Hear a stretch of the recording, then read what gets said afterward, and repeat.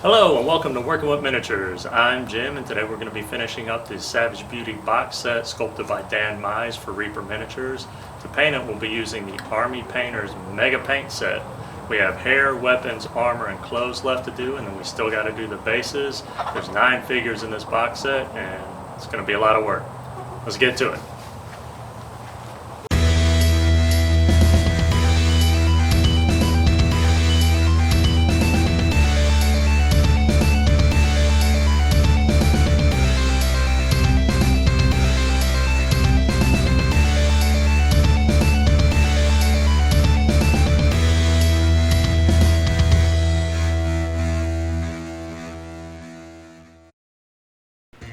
For the first miniature's hair, I lay down several thin coats of crusted soar before mixing and working my way up through dragon red and into pure red and matte white.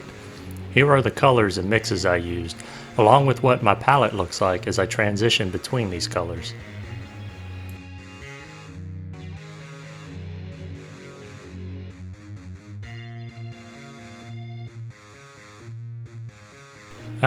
Oak brown. This is one of my favorite Army Painter colors. As with the red hair, I transition between several colors and the combinations in between, painting increasingly less surface area as the colors become brighter. The final highlights go only where the light would hit the most. For the black hair, I highlight matte black with uniform gray, then add shades of blue as highlights. Otherwise, the hair is liable to look gray as opposed to the glossy sheen of black. For blonde hair, I follow the same ever brighter layer approach as I have with the previous hair colors, painting less surface area each time I change to a brighter mix. For the last miniature's hair, I wanted something with base coat of shining silver. That's right, metallic paint for hair. The idea was for something like Halle Berry's wig from the X-Men movies. It might have come out better if I used a darker metallic for the base coat, but I'm happy enough with the result. I use the following colors for the majority of the cloth. They hunt and skin their prey together. Their primary meat and clothing all come from the same beasts. The most abundant food source in the territory also provides protection from both the trials of war and of the elements.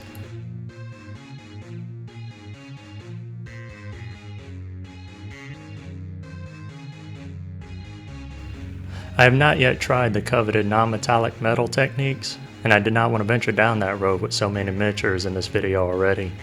Army Painter has a wide range of metallic, so I'm hoping they can be layered just like the regular paints. I should also mention that anytime I use a wash, I only apply it in a controlled fashion and only into the deepest recesses.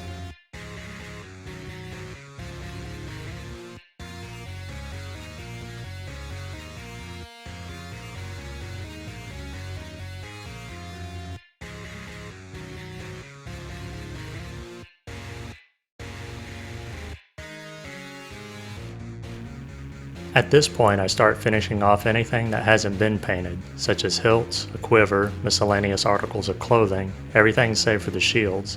The painting method of building up gradually lighter layers remains the same for each of these objects. I wanted to try something I've never done before for the shields, so I saved them for last. I wanted them to look like they were made of painted boards. First, I painted the color I wanted for the front and then brown for the back as that side was left unpainted.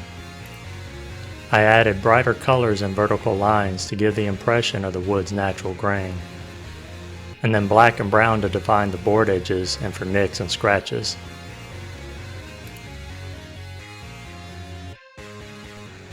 I take it a step further by freehanding an emblem on each of them in white. I do a little cleanup immediately as needed with a wet brush, but I'm not worried about making it clean right now. I'm just worried about getting the initial sketch done.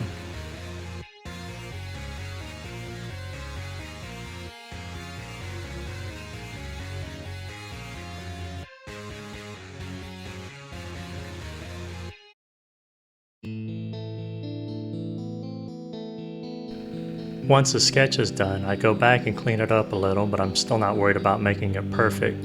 I want it to look a little sloppy and primitive, as if it were done by rubbing natural lime on it as opposed to using a proper boiled white paint. I finish by adding scratches and then glaze some of the initial color for the shield to make it look faded. For the eyes, I drop in matte white followed by a centered vertical line of matte black. For basing, I glue the miniatures to 32mm bases. Once the glue is set, I apply AK Interactive's Muddy Ground. I'm not worried about covering the entirety of the metal base, and focus on covering the sides and a little bit on top of the plastic base to create a smooth transition between them. Once dried, I stipple on some oak brown, strong tone wash, and dark tone wash, letting each layer dry before dry brushing lava orange and blacking out the sides. I then add PVA glue thinned with water and shovel on a heavy mix of brown and green flock. I tap off the excess, wipe away any that stuck to the sides. I then superglue tufts on half of the miniatures, and then I give everything a healthy spray with Army Painter's Anti-Shine Matte Varnish. These are the final products. I like the redhead's pale skin and the colors I used for the blonde hair, and I'm satisfied with the freehand emblems for the shields, being that it was my first attempt at anything like that. However, I did not care for the darkest skin tone. I think I may need to replace Maca skin with another shade for highlights, as the darker colors are surprisingly reflective and difficult to differentiate in bright light. I absolutely love the Onyx Skin Barbarian and how it looks on the front of the skin tone box art. I was hoping that's how these would turn out. I think I got too heavy-handed with the Maca skin, and I clearly have more experimenting and practice ahead of me.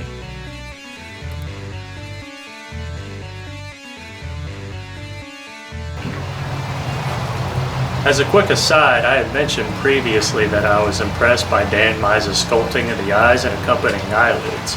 Admittedly, I still am. However, when it comes to having eyelids, it means the eyes are narrower, which also means they're harder to paint. As for lessons learned, I may need to start trying my hand at learning non-metallic metals, as I'm not having much luck using the Army Painter's metallics. It just looks like I'm painting them one color even though I'm using multiples.